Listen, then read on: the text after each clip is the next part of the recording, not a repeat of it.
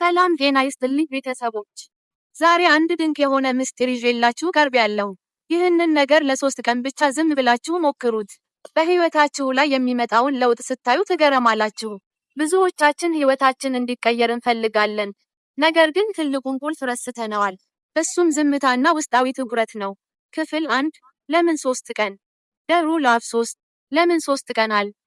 3 ቁጥር በመንፈሳዊውም ሆነ በተፈጥሮ ህግ ውስጥ ትልቅ ትርጉም አለው።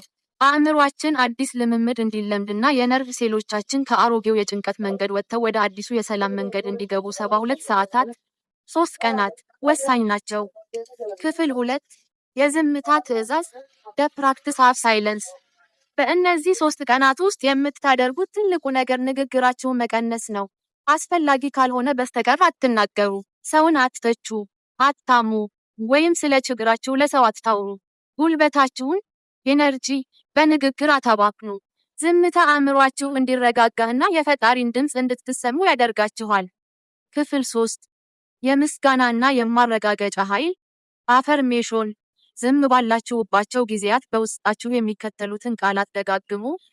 እኔ ሰላም ነኝ፣ ሁሉ ነገር ለበጎ ነው፣ የምፈልገው ነገር ሁሉ ወደ እኔ እየመጣ ነው። ስለ እያንዳንዱ ትንሽ ነገር አመስግኑ። ለምታገኙት አየር፣ ለምትጠጡት ውሃ፣ ለምትተነፍሱት ትንፋሽ ምስጋና አቅርቡ። ምስጋና በራሱ ዝግ የሆኑ በሮችን ይከፍታል። ክፍል 4 አእምሯዊ ስዕል ቪዥዋላይዜሽን።